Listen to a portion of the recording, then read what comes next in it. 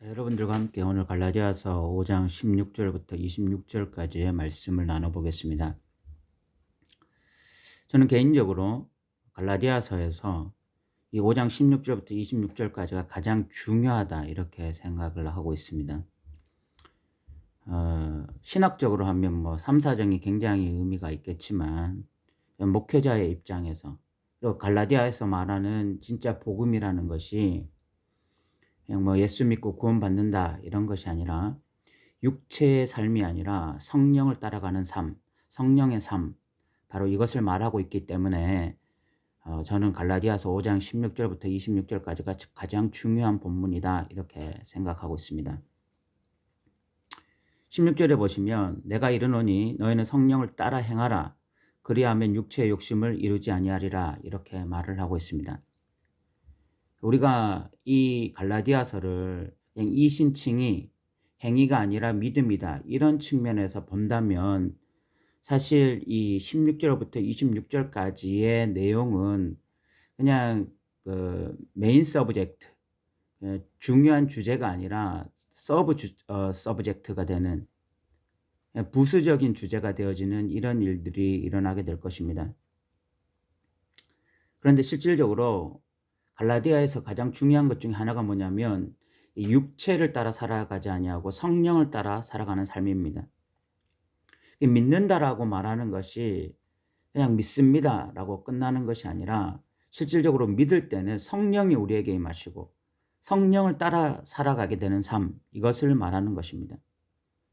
그럼 성령을 따라 살아갈 때 가장 나타나는 것이 뭐냐면 성령을 따라서 행하게 되는 것이죠. 그냥 예수 믿는 그냥 존재론만 있는 것이 아니라 나 이제 크리스찬입니다. 나 이제 기독교인입니다. 이런 존재론만 있는 것이 아니라 예수를 믿게 되어질 때 믿는다라고 하는 것에는 이제 성령을 따라 행하는 그런 내가 존재하게 되는 것입니다. 행하는 내가 존재하게 되는 거예요. 그러니까 행위냐 믿음이냐 이런 도식이 아닌 것입니다. 그래서 성령을 따라 행할 때 나타나는 현상이 뭐냐면 육체를 따라 살아지지 않는 것입니다. 육체의 욕심대로 살지 않는 것입니다. 그러면 육체의 일이라는 것이 무엇입니까? 19절에 보면 육체의 일은 분명하다 이렇게 말을 하고 있습니다.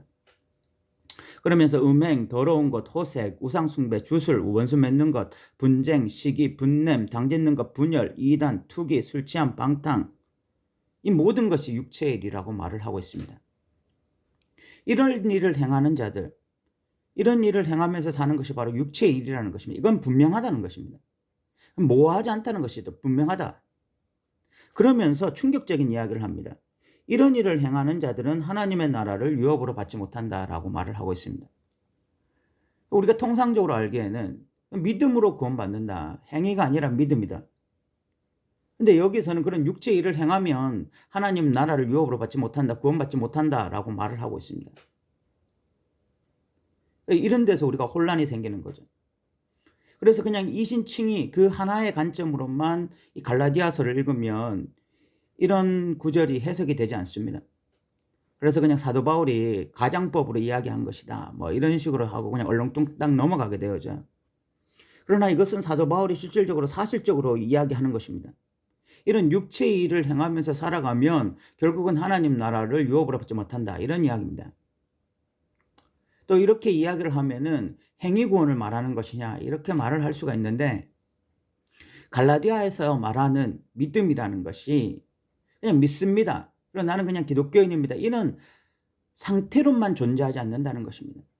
내가 그리스도인이 된다라는 것은 성령이 내 안에 실질적으로 임하시는 것이고 성령이 임했을 때 나타나는 현상들 그것은 육체의 욕심을 따라 살지 아니하고 성령이 원하시는 삶으로 바뀌어져 간다는 것이죠.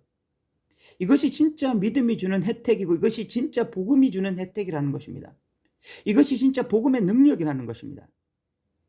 그래서 성령을 받은 자들은 22절부터 보시면 성령의 열매는 사랑, 희락, 화평, 오래 참음, 자비, 양선, 충선, 온유, 절대 이런 것들이 자연스럽게 나타난다는 것입니다. 그리고 24절에 보면 그리스도 예수의 사람들은 육체와 함께 그 정욕과 탐심을 십자가에 못 박았다. 갈라디아서 2장 20절에 말씀하셨던 것처럼 예수 그리스도와의 연합이 일어나기 때문에 더 이상 세상적인 욕심이나 탐심으로 살아가는 자들이 아니라 나는 이제 예수와 함께 십자가에 못 박혔기 때문에 성령이 원하시는 삶을 향하여 걸어나갈 수 있게 된다는 것입니다. 그래서 25절에 우리가 성령으로 살면 또한 성령으로 행한다. 당연하겠죠. 성령이 내 안에 계시니까. 성령이 나에게 엔진과 같은 존재가 되어져서 내가 차를 끌려고 하면은 감당할 수 없죠. 내가 어떻게 차를 끌 수 있겠습니까? 근데 성령이 나에게 차의 엔진이 되어져서 내가 가는 것이 아니라 성령이 나를 이끌어 가시니 그냥 나는 악셀레이터만 밟기만 하면은 차가 앞으로 나가듯이 그렇게 성령을 따라서 믿음으로 한 걸음 한 걸음 걸어 나갈 수 있게 되는 것이 나의 능력이 아니라 성령의 능력으로 성령의 엔진으로 그렇게 할 수 있는 것입니다.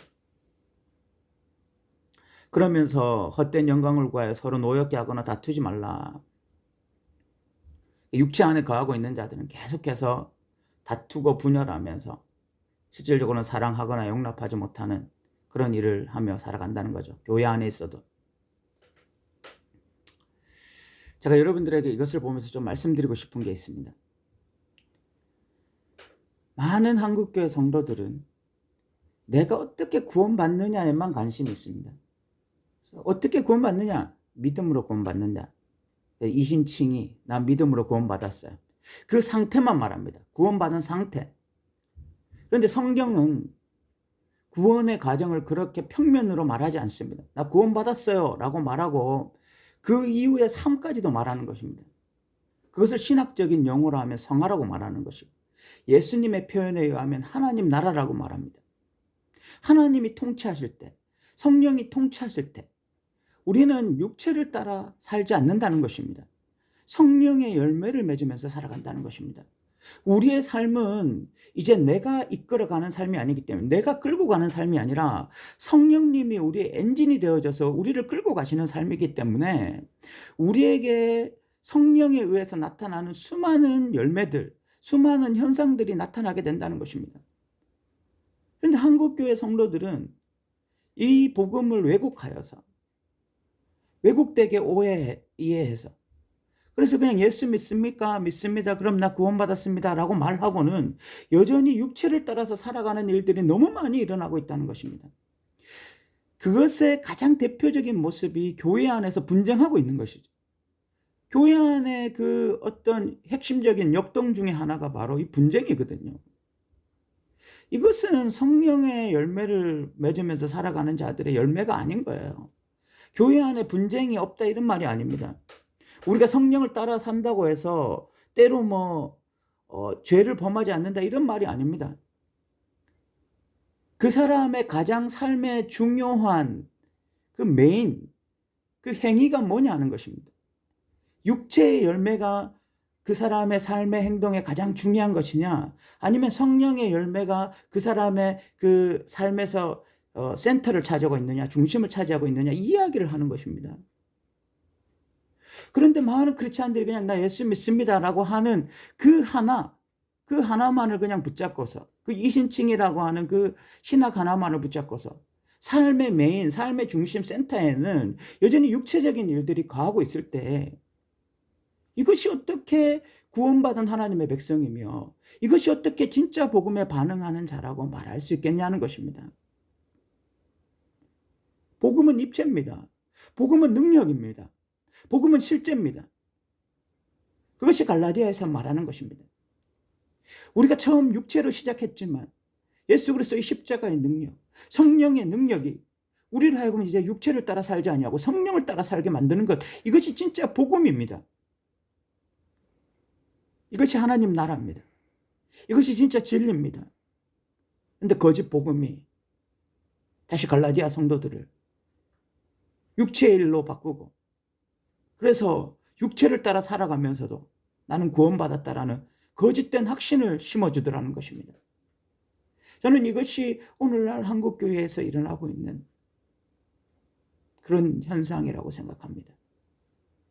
교회 다니는 많은 사람들은 정말 육체를 따라서 행하고 있고 육체의 열매를 맺으면서도 그냥 믿는다라는 명분 하나로 구원받았다라고 확신하는 것은 이것은 갈라디아에서 말하는 진짜 복음과는 거리가 멀다 이런 생각을 하게 되어집니다. 사랑하는 성도 여러분, 진짜 복음은 성령을 따라 살게 만듭니다. 성령의 열매를 맺게 만듭니다. 우리의 삶의 중심에 성령이 거하시게 되는 것입니다. 이 사실을 분명히 알았으면 좋겠습니다. 가짜 복음이 아니라 진짜 복음이 우리를 지배할 수 있게 되기를 바랍니다. 그래서 우리가 진짜 구원받은 자로 이 마지막 시대에 성령의 열매를 맺으며 하나님이 원하시는 바를 향하여 나아가는 저와 여러분 되시기를 주님의 이름으로 부탁드립니다. 들어주셔서 감사합니다.